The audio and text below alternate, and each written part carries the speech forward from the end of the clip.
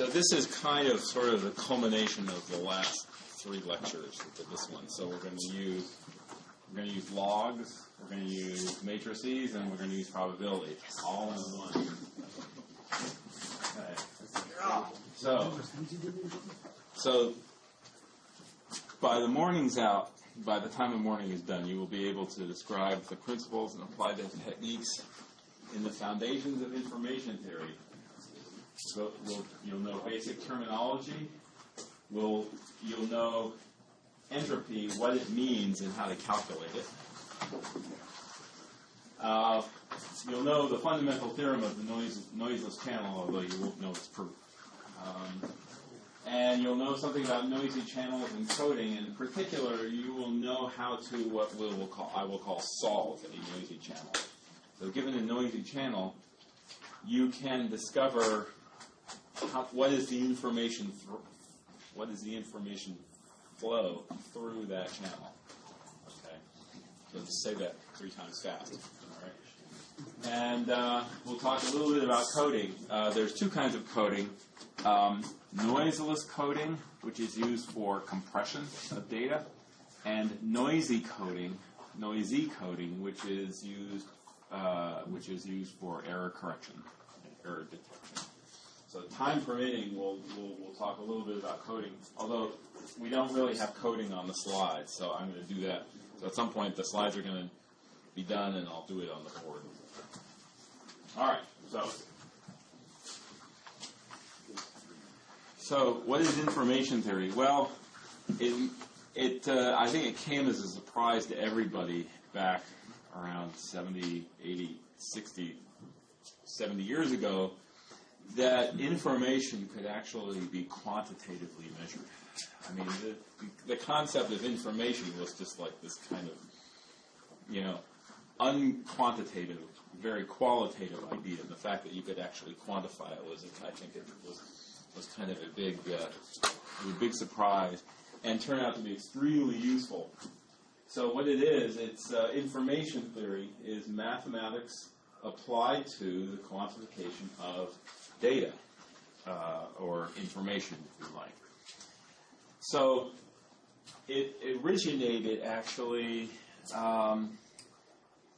back around the turn of the 20th century to try and make telegraph communications more efficient and more reliable.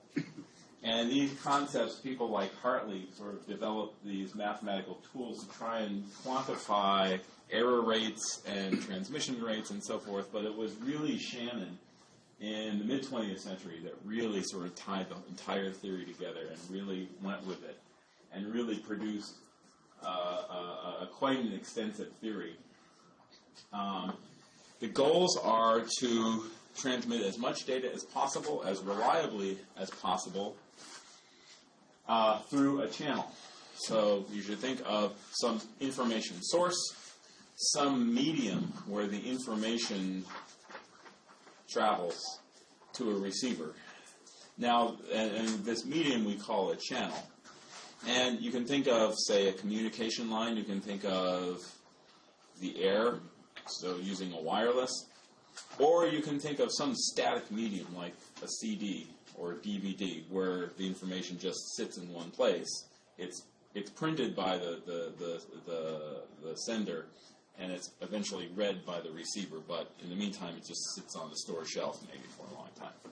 Okay, so all of these concepts are called a channel. So we've got these things. Typically, a channel might be subject to noise, so there is some randomness injected into the channel. So this is where probability theory, we have to apply what we know about probability theory to describe and to analyze the effect of noise in a channel. Okay. So typically, there's an information source. That information source might encode the information, or the transmitter will take the information source and encode it in some way, send it through the channel, which is subject to noise. It's received on the other end, and it might go through some processing, some decoding before it actually reaches its final destination. And the goal is to allow the destination to recover as much as possible of the information source as reliably as possible. Okay. All right. So we need to have a basic measure of information. So we're going to quantify information. Well, here's how we're going to think about what information is. It all comes down to a random experiment. So in a random experiment, you have some list of outcomes, but you don't know which outcome it's going to be before the experiment happens. So there's some uncertainty. So when you run the experiment, you'll see an outcome. That gives you information you didn't have before, because before you ran the experiment, you didn't know what the outcome was. Now you know what the outcome is, so you have more information than you did before. We want to quantify that gain in information. So after the experiment, you know exactly what the outcome is. Before the experiment, you had some uncertainty about what the outcome was. That change in your knowledge is what we want to quantify now. So we describe a random experiment. Well, it's going to be some collection of outcomes, and each outcome has a probability. So the probabilities, we're just going to list them as numbers, P1 through Pn. And we don't care what the outcomes are at this point. All we care about is what those probabilities are. So for our purposes, a probability distribution is just a vector of numbers. All these numbers are at least 0, and they sum up to 1. So that's the standard value restriction and normality condition for discrete probability distribution. Okay. Other than that, you can just think of these as the likelihoods of each outcome, but we don't particularly care what those likelihoods are, what those outcomes are at the moment. All right, just their probabilities. So it will always sum up to 1? They always sum up to 1, right? Could it ever be greater? No. So it's always exactly 1. No more, no less. Okay. So the measure of information content in a probability distribution, or any random experiment that has this probability distribution, has the same information content, is we call that the entropy of the distribution. You can think of the word entropy as just meaning either the amount of uncertainty you have about the outcome before the experiment takes place. Or equivalently, it's the amount of information you gain on average when you see the result of the outcome. So, after you see the outcome, there's no uncertainty left about what the outcome was. So it's the same quantity, the amount of uncertainty you have before the experiment versus that equals the amount of information you gain when you see the result. Okay, so that is the intuitive meaning of entropy. Here's how Shannon actually defined it, and this turns out to be a very natural way of defining it. It satisfies all the intuitive properties you'd expect out of some measure of information. So it's defined as follows. If I have some probability distribution, I'll let P represent this whole tuple of numbers that add up to 1 and that are at least 0.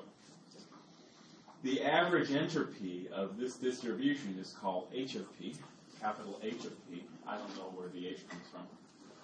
And all you do is you take each probability, multiply it by its log to the base 2, and add them all up for each of these probabilities, and then negate that. You could put the negation inside the log, and that would turn into the log of 1 over p sub I for each I. So if these two sums are equal. So you could look at it either way. Probabilities tend to be less than 1, so their logs are going to be negative. So this sum here is a negative quantity. So negating it will make it a positive quantity. This is certainly a positive quantity because 1 over pi is greater than 1, and so it's always going to have a positive log. The entropy of the distribution is expressed in units called bits. So the information content of the experiment will be expressed in these units called bits. Bit stands for binary digit. Okay, and that is the easiest quantity to measure information content in, because what that means is that if you think of a single binary experiment with equal probabilities, like flipping a fair coin, the uncertainty in that coin flip is exactly 1 bit. That's why we're setting our units that way. So if you take, I'll do that right now. Oh, I should have gone over the answer to the quiz. Well, I'll tell you what. Go over the answer to the quiz maybe right before the first break. How's that? Okay. All right, so if you flip a fair coin, that's the probability distribution. Can you all see that? So it's 1/2, 1/2. So h of 1/2, 1/2 is equal to, well, it's 1/2 times the log to the base 2 of 2 plus 1/2 to the log to the base 2 of 2, because this 2 is 1 over the probability. It's 1 over 1/2. Well, log to the base 2 of 2 is just 1, so this is 1/2 plus 1/2, which equals 1. So the flip of a fair coin gives you exactly 1 bit of information. Okay. Yeah. Not sure where the 2 came from. Okay. Look at the second sum, the second equation here without the minus sign. If I take 1 divided by 1/2, that's equal to 2. Is this only true if everything has the same chance, the same probabilities? In the case of a coin, that is true. So it's only the fair coin that gives you 1 bit of information. If the coin is biased, you will actually get less than 1 bit of information. And in the extreme case, where the coin is really completely biased and it always comes up heads, you get no information. The entropy is 0. Okay. And think about it. You know what the outcome is even before you flip it. You know it's going to be heads. So you don't get any information. All right. That's why we use logs to base 2, to set the unit so that the entropy of a single coin flip is exactly 1. We could use a different base in the log, and if we use, for example, the natural base, E, then we say that the entropy is expressed in nats. I guess nats for natural. Changing base of the logarithm is just really multiplying or dividing by some constant number. So all this is doing is scaling the measure of entropy by some constant. So a nat, a nat is different from a bit. You could also use the common log, and this is what actually was used originally. So if you use the common log, log to base 10, you get another unit of entropy called Hartley's. Because Hartley did his calculations at the beginning of the 20th century. He did his calculations all base 10. He was dealing with decimal digits rather than binary digits. All right. Some of these numbers could be 0. Just a technical point. Some of these probabilities could be 0, in which case the log of 0, or if you like 1 over 0, is undefined.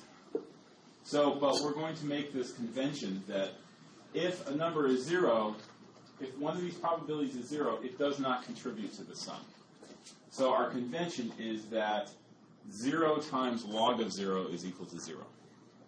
Okay? And this kind of makes sense that if you actually take the limit as p approaches 0 of p log p, you actually get 0.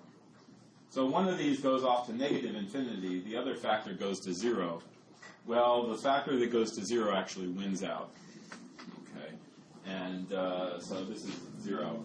So if you like, you could imagine this sum just being taken over those p's which are positive, that are actually strictly positive, and forget the ones that are 0.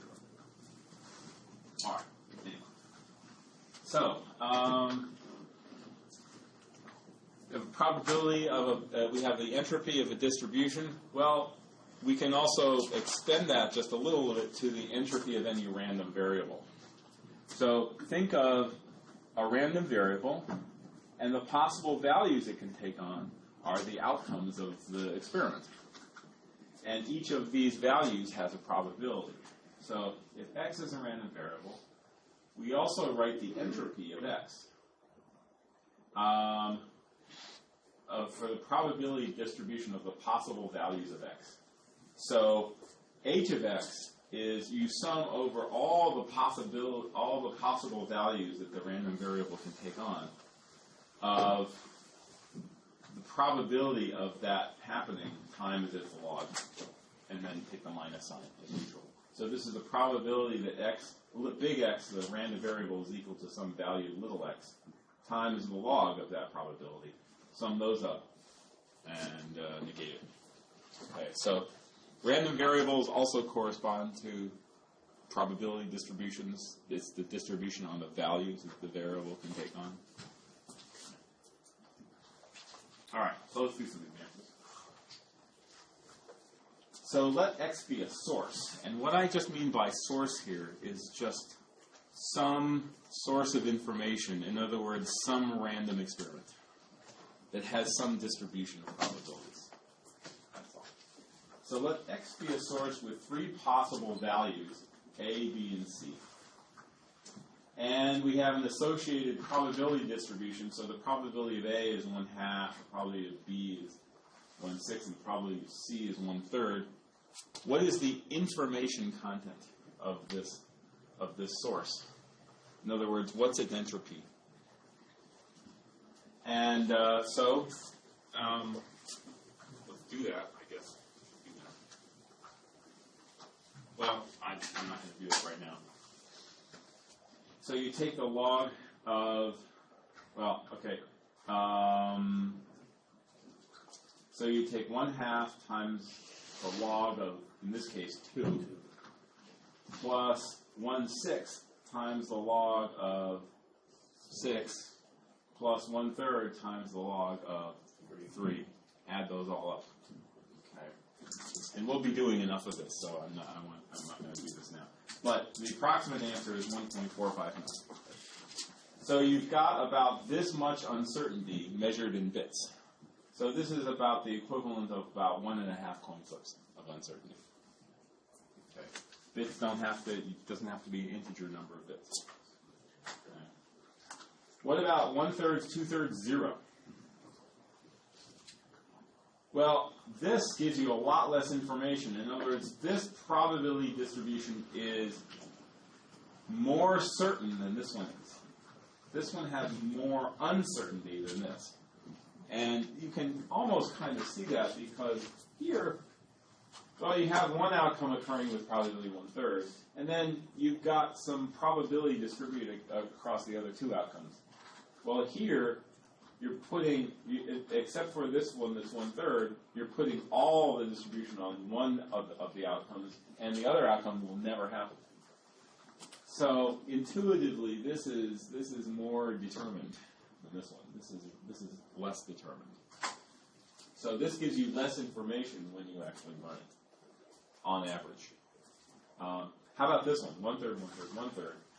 Well, this gives you, if you do it, it's going to be 1/3 times log of 3 plus 1/3 times log of 3 plus 1/3 times log of 3. So you add those all up, you just get log of 3. So this is 1.585. All right, last one. How about this one? Well, this is 1 times log of 1. What's log of 1? It's 0. All right?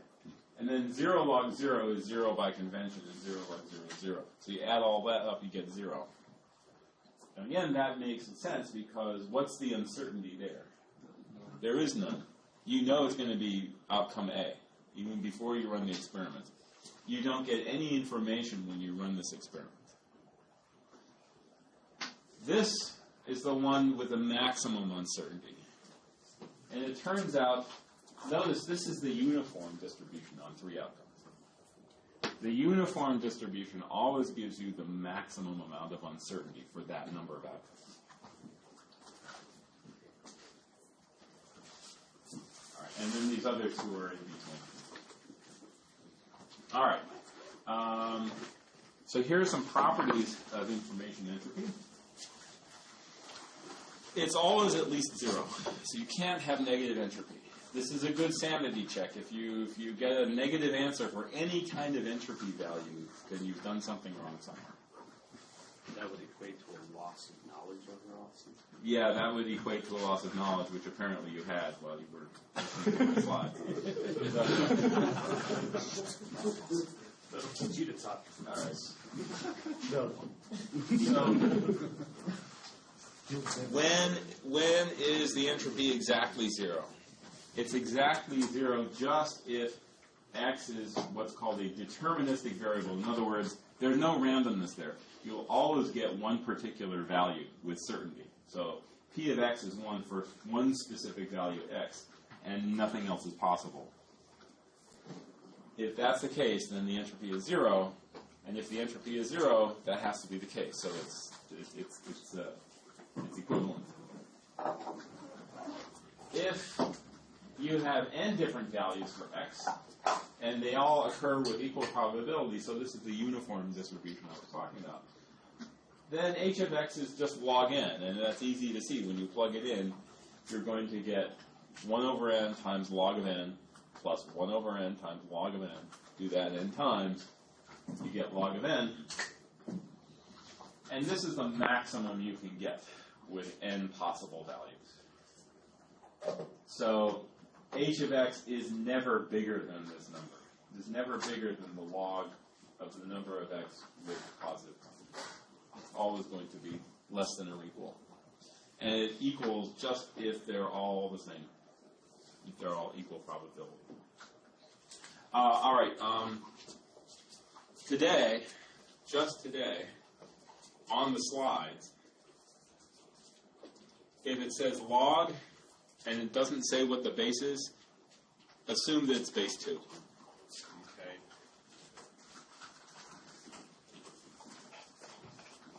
So basically all our logs today are base 2.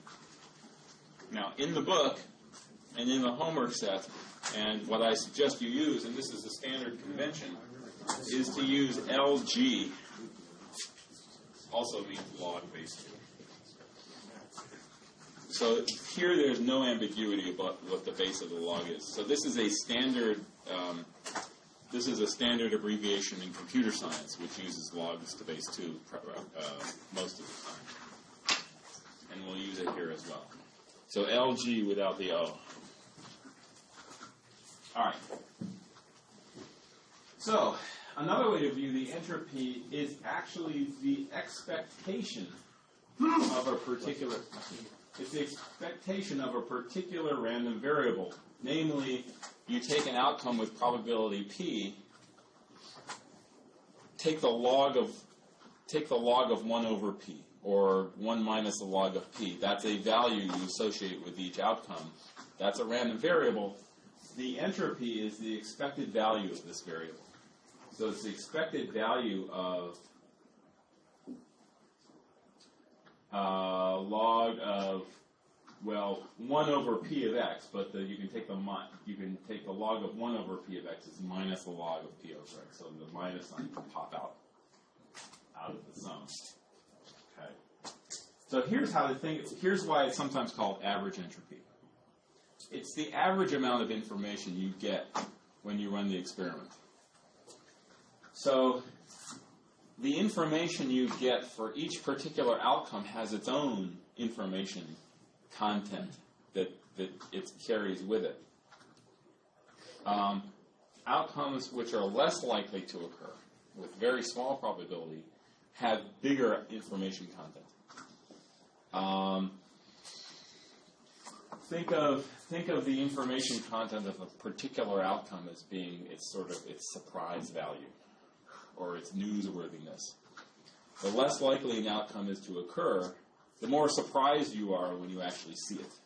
Okay, so this surprise is, we're going to say, is the log of 1 over p. Okay.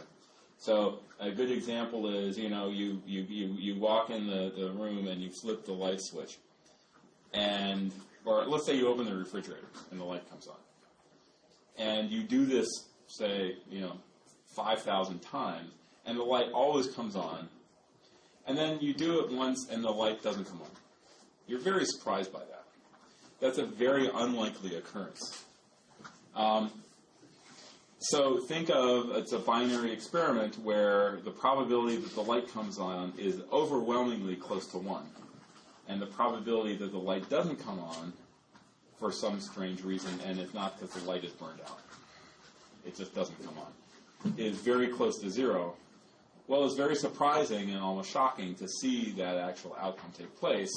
So that, in some sense, think of that as telling you a lot. Whereas if you open the refrigerator door and the light comes on, well, that's kind of what you expected anyway, so you don't really get any information out of that. You don't really get any surprise. So outcomes with smaller probability have more surprise value, which we will measure as the log.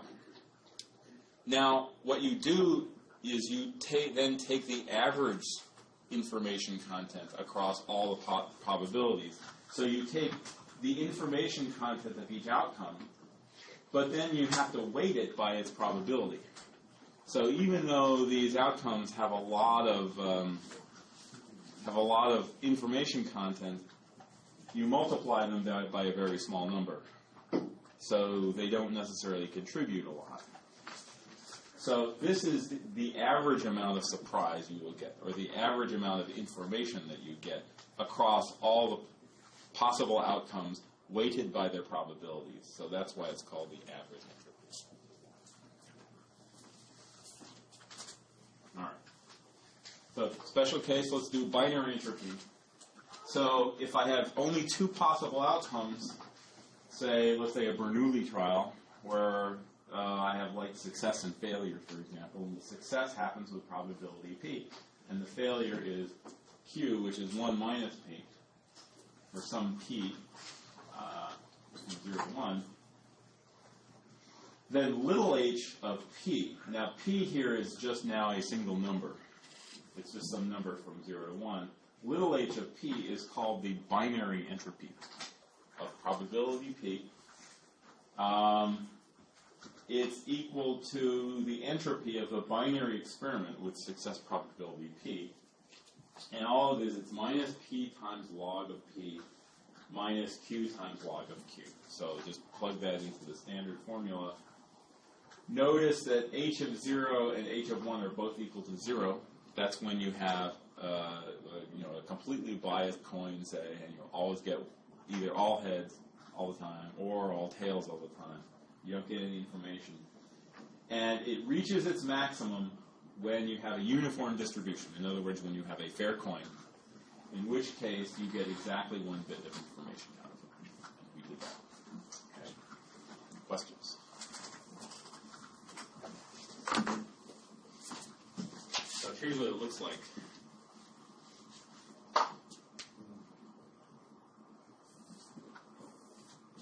So that's 0. That's 1. This is the p-axis. And that's 1. And this is going to be y is equal to h of p.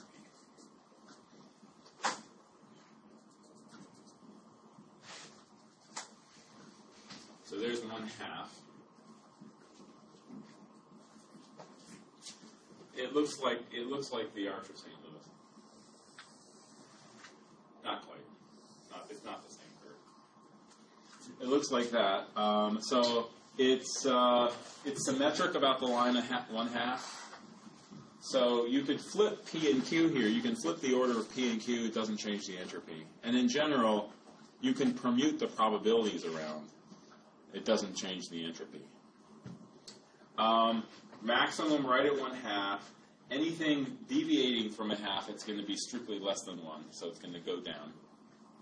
And actually, it goes down quite quickly. And as you get toward 0, get toward 1, the derivative, you compute the derivative of this curve, it actually goes off to infinity. So as you get toward 0, this curve becomes vertical, essentially. And so it's actually tangent to this vertical line. And this is tangent to the vertical line as well. All right. So that's the binary entropy. All right. Let's see. Yeah. All right. So we haven't talked much about joint distributions. You've actually kind of seen them, although you may not know that you've seen them. When you, for example, roll a die twice, you can think of that as getting a joint distribution between two experiments. You can always take two or more random experiments and sort of combine them into a single experiment. Just think of the experiment. The single random experiment consists of doing each of the two random experiments, the two sub-experiments. So we might have two sample spaces, say x1 through xm. These are, say, outcomes. And y is y1 through yn. So they may have different numbers of outcomes. And if we combine these into one experiment, then the outcomes are going to be ordered pairs. They're going to be an outcome from the first experiment paired with some outcome from the second experiment. So take all possible combinations of ordered pairs, and each one is going to be an outcome of the combined experiment. It's going to have a probability, which we'll call, say, P of xi, yj, for some xi and some yj, for all possible pairs. Right? We call this a joint probability distribution. And the easiest way to display it is to arrange these probabilities in a matrix where the rows of the matrix correspond to the x values. So this will be x1, x2, and so forth up to xm. And the columns correspond to the y values. So y1, y2, up to yn. Okay. So you arrange these numbers in a rectangular array. The rows are indexed by the x's and the columns are indexed by the y's. This is a nice way of displaying a joint distribution. Now, as far as we're concerned at this point, these numbers are completely arbitrary, except that they are a single probability distribution. In other words, all these numbers are at least 0. And if you add all of them up in this entire matrix, you get 1. Those are, at this point, those are the only constraints on these numbers. Beyond that, these numbers can become completely arbitrary. But here is what we're going to get at. Here's why we do this. We think of x as being the probability distribution of the source. So the source is some random process which is spitting out outcomes. And those outcomes are going to travel through a channel and be received at the other end, and what the receiver receives might be an altered distribution. So this is the receiver's distribution. And the receiver might receive different things. So the channel could actually just do some kind of translation. And so these joint probability distributions, in some sense, this tells you what are the probabilities of the sender sending some particular x and the receiver receiving some particular y, okay, for all possible combinations of x and y. So this is why we need to talk about joint distributions, because we're going to talk about sender and receiver. You can do joint distributions of more than 2 experiments, but we only need 2 for today. So more about joint distributions. Marginal probabilities. So if you sum up the rows, if you sum up the ith row, you get the probability of xi. Because what you're doing is you're summing over all possible y's of the probability of getting xi and yj for all the yj's. That gives you the total probability of getting xi. Okay, because xi is always going to be paired with something. You got to sum up all those probabilities of the possibilities they can be paired with. That gives you the total probability of xi. And likewise, for any yj, the total probability of getting a yj, you got to sum up over all the possible x's that it can be paired with. And that gives you the total probability of yj. So here, we're summing each row. Like we sum a row and then we put the answer, in the right margin. So for the y's, we're summing each column, and maybe we're putting the total below. So that's why they're called marginal probabilities, because that's where you put them. So marginal probabilities, this is a probability distribution on the x experiment, or the x source. And this is a probability on the y's. Likewise, we can also talk about conditional probabilities. So, for example, here the conditional probability of getting x sub I if you know that y sub j. So, given what is the probability of x sub I given that you know is that y sub j occurred? Well, that is the standard formula. It's the probability of getting both of them, if you like the intersection, divided by the total probability of getting the y. Okay, so this is just like conditional probability of events.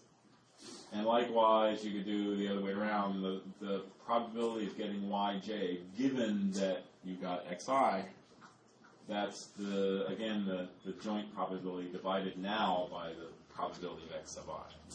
So conditional probabilities are the same as with events, and that tells you what they are. All right, let's take a little break. Let's take 10 now. Actually, let's not take 10. Let's just go over the quiz, shall we? Unless some people really have to run out. I understand what they do. Does anyone have to run out? Then we can do it next time.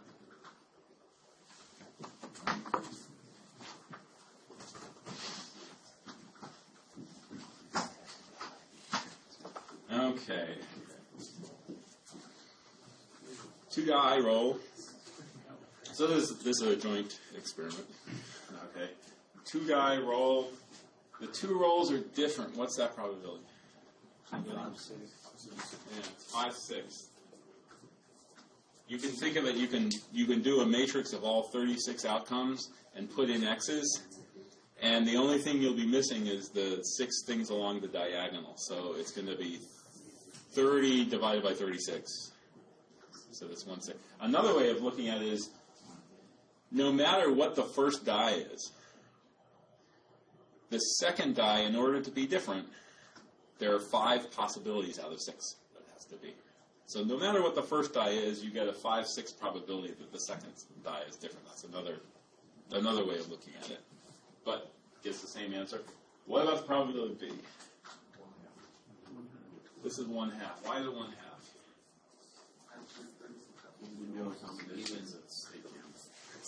Okay, yeah. You do your whole matrix of 36 and put x's, and when you put the x's in, notice that you actually get a checkerboard pattern.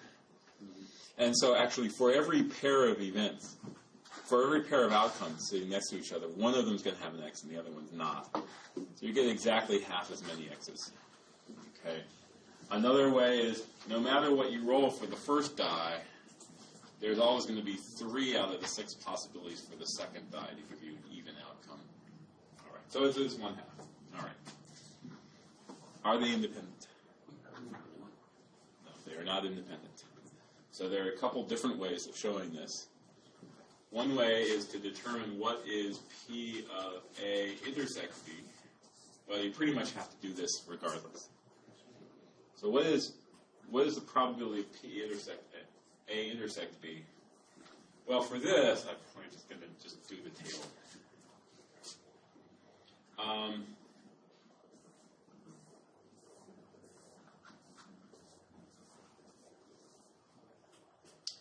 Well, you're going to have the checkerboard pattern, but you're going to take out the diagonal elements. So it's just going to be there, and then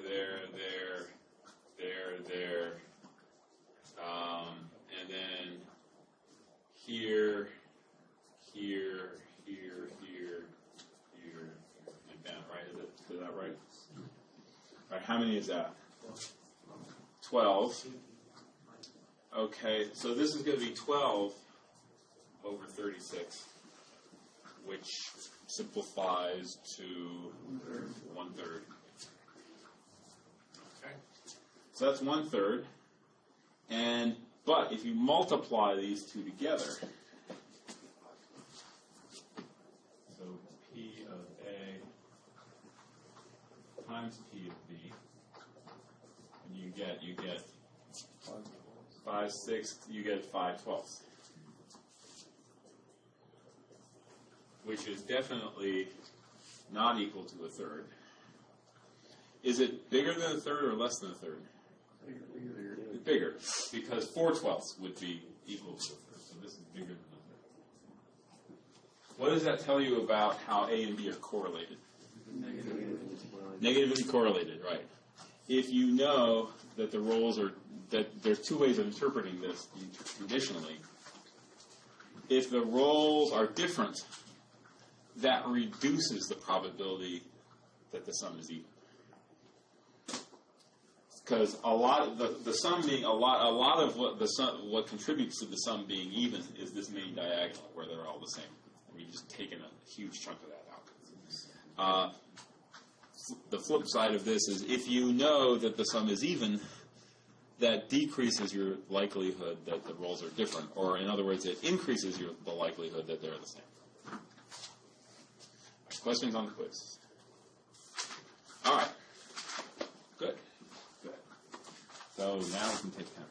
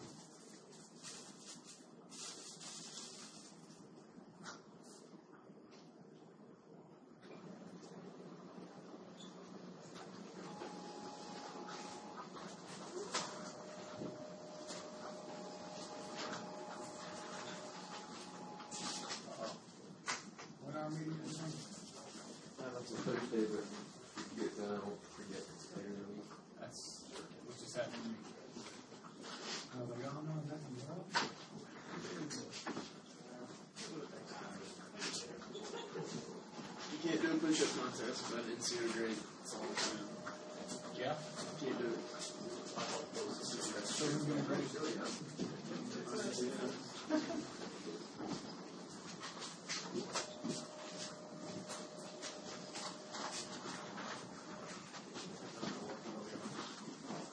a good plan. Thursday. My 3%. Yeah, it's cool.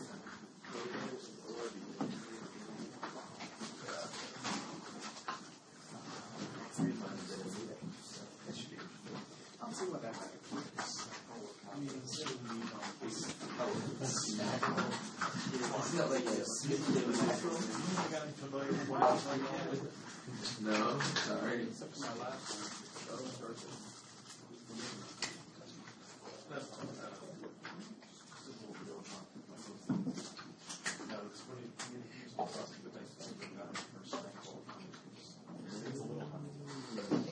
Trying to make it seem convenient. That's when you have 3 points. When you're going to be all around. You're saying this thing.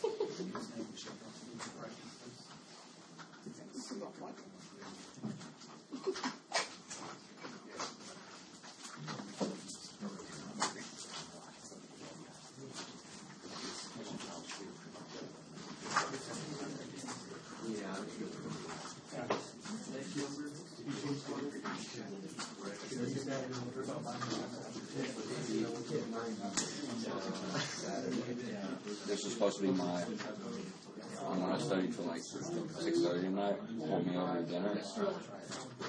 Reading it now. I'm starving.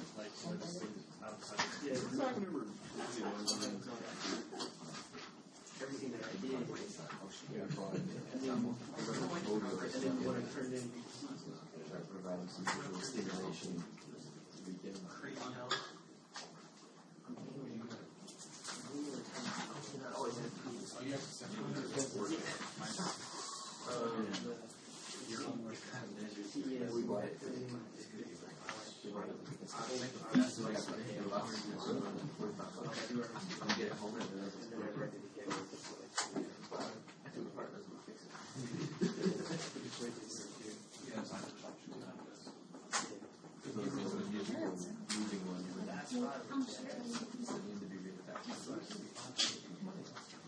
Oh, yeah.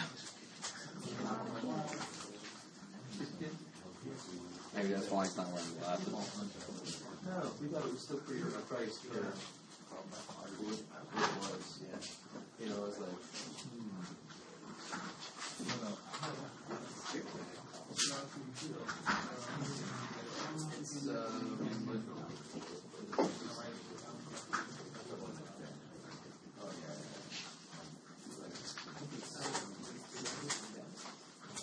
and then there's also a smoothie of vanilla syrup.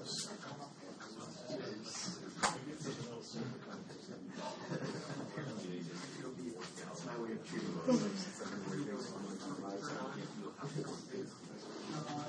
my wife's incredibly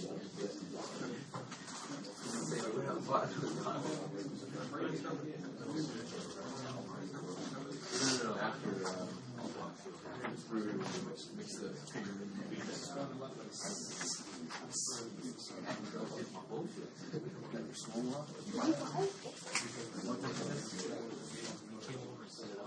how much you sell it to? Nice. What's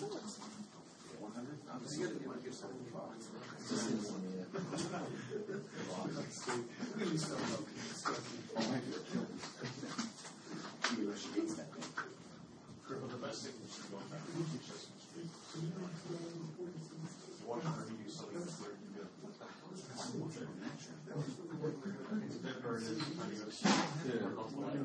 100? all of a sudden are inside of that. I'm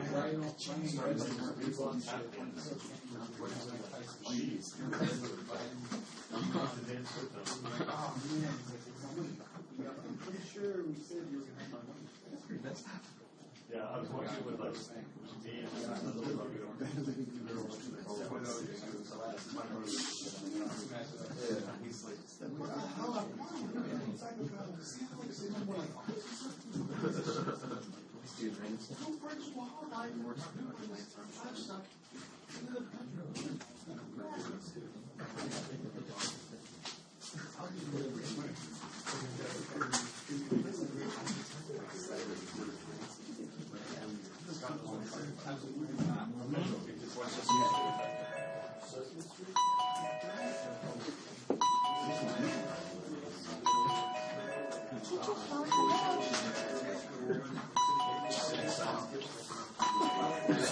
He's like, I gotta put that on sound.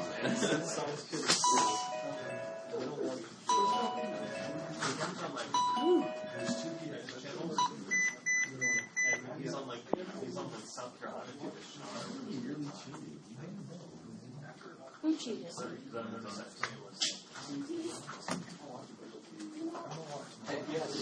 Professional athletes should have to take it. No, I think I don't know if he was either in the growth one. He was definitely like oxygen so combined with his like surgically large heart lung complex and pure oxygen. everybody seems like it's trying to say. Yeah, it's like blood filter. We're like, kickstart this engine. Like, he was just There's a way through the slides. yeah, but it's like drinking a couple bombs before a test. Exactly. That's like the other thing. They don't know if he was using substances that weren't acceptable.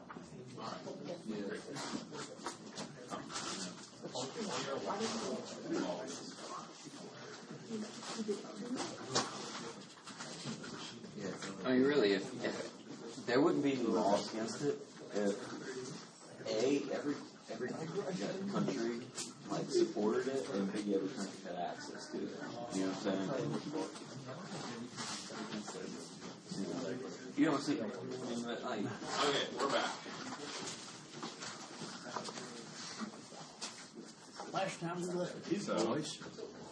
Last slide was joint distributions. Okay, marginals, conditionals.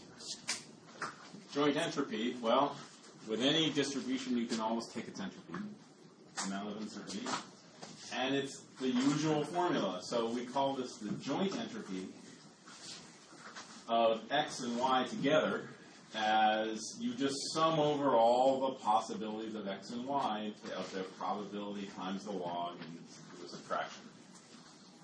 Or take the negation. So it's the exact same formula.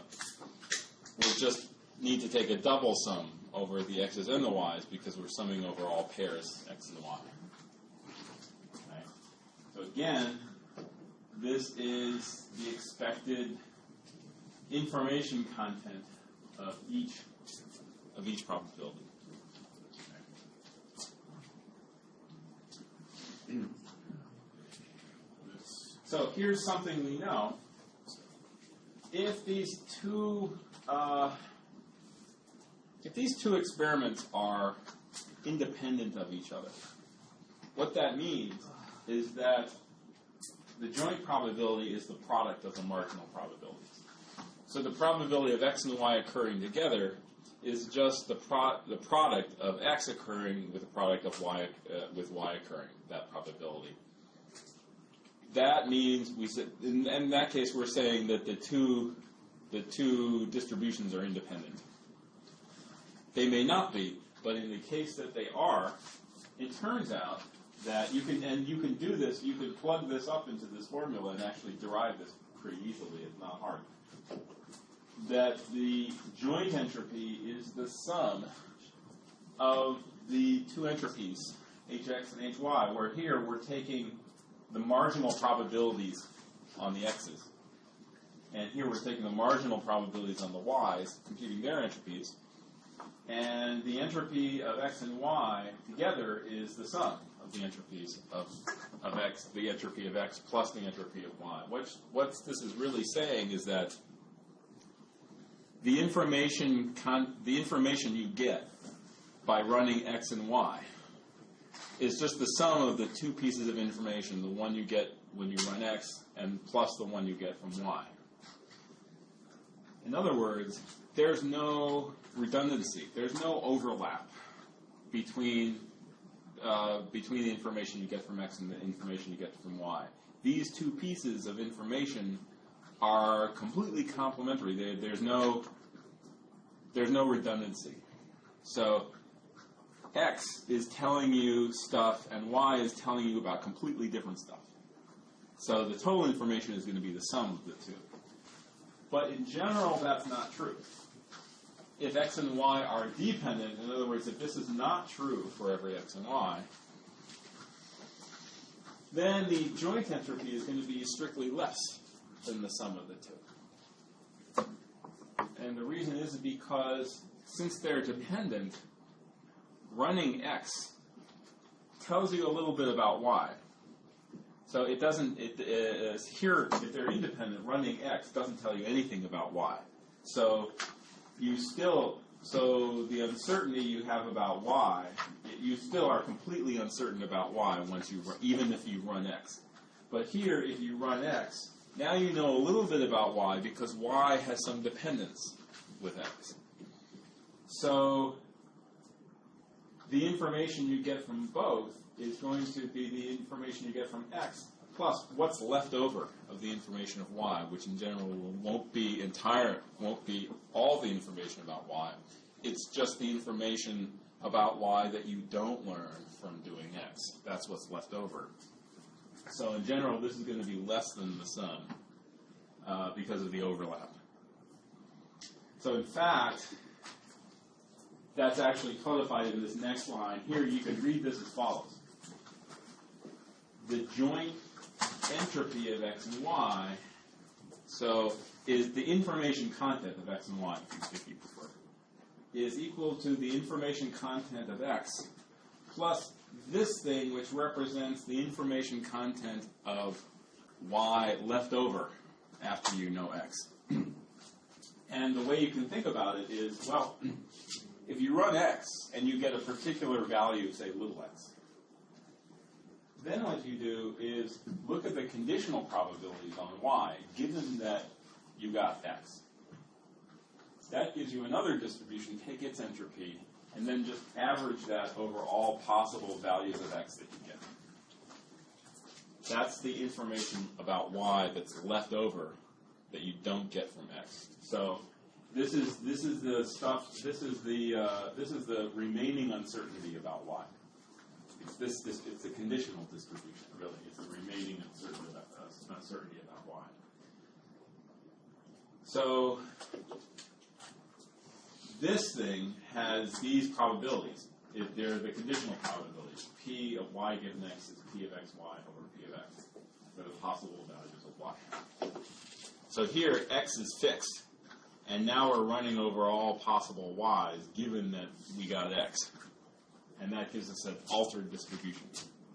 We take its entropy, and that's going to be, that's the remaining information about y we get out. So that brings up the notion of conditional entropy.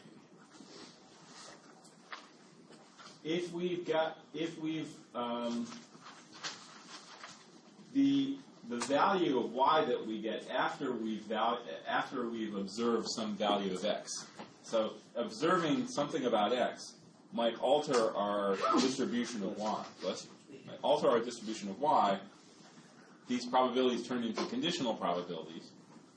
Well, if we take the expected entropy of those things, taken over all possible x's that we could see, that's called the conditional entropy of y given x.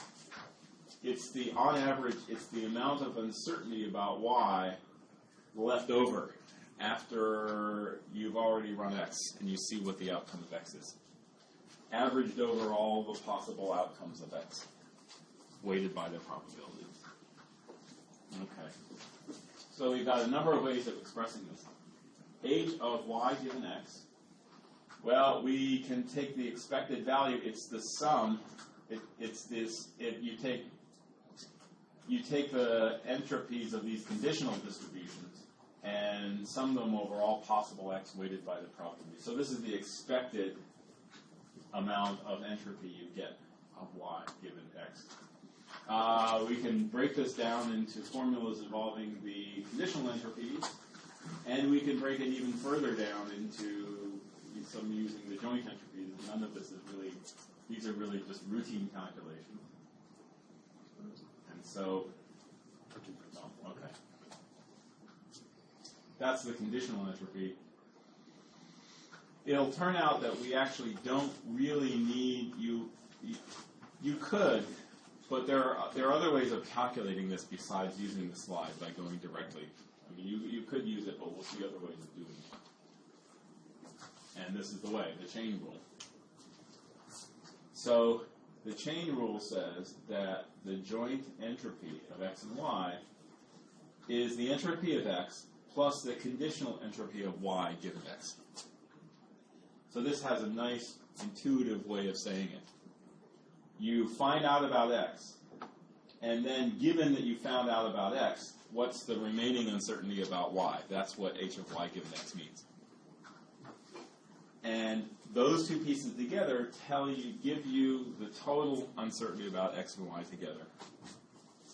Now, there's no reason to do x first and then y. You could flip this around and say, well, okay, the joint entropy of x and y is, well, first you can run y, and then take the remaining uncertainty about x given y. Add those two together, that gives you the joint entropy. Okay, so both of those equations hold.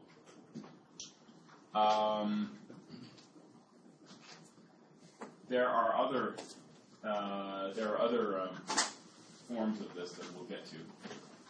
Now, if x and y are independent, what does that tell you about the entropy of y given x? Hmm? You know, just Yeah, so x and y are independent. H of y given x. This is just h of y. In other words, x doesn't tell you anything about y. So what's left over after you learn x is still, the remaining uncertainty is still all of y. Because x doesn't tell you anything. And so if x and y are independent, and then you get h of xy as h of x plus h of y.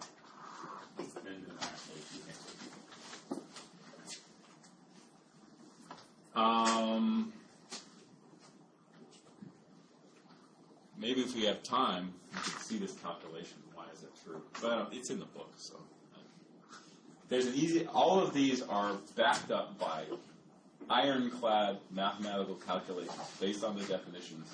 So these aren't just like, oh yeah, this looks like it's true, so it's got to be true. No, these are actually proofs. These are theorems.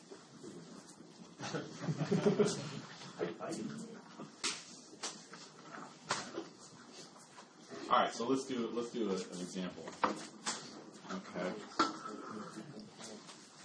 I'm gonna let's do this at the board. So we have a source x, and let's say it has three possible outcomes. That's a better word than events.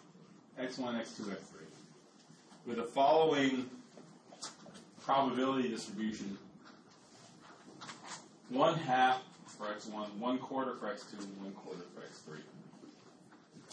Let y be the set of the three possible events y1, y2, y3 related to x in the following manner. Now notice, I'm telling you what the conditional probabilities are. It's often the case that the conditional probabilities are easier to determine based on the evidence. Okay. So here we're going to give you, we're getting the conditional probabilities.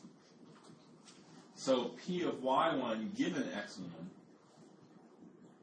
x1. So given x1, it turns out that that says the y's are now uniformly distributed. So if you look at the first row, the y's are gonna be uniformly distributed. This one's given x2. Well, y1 occurs with probability 1/2, and y2 and y3 occur with probability 1/4. And for x3, now y1 and y2 occur with probability 1/4, and y3 occurs with probability 1/2. Notice that each one of these is itself a different distribution. This is 1/3, 1/3, 1/3. This is a half, quarter, quarter, and this is quarter, quarter, half. So every time you fix an x, you take the conditional probabilities across the y's, that gives you a distribution on the y. All right, so here's what we want to find. We find the average entropy of y. And we find the average conditional entropy of x given y. All right, what do I got on the next slide?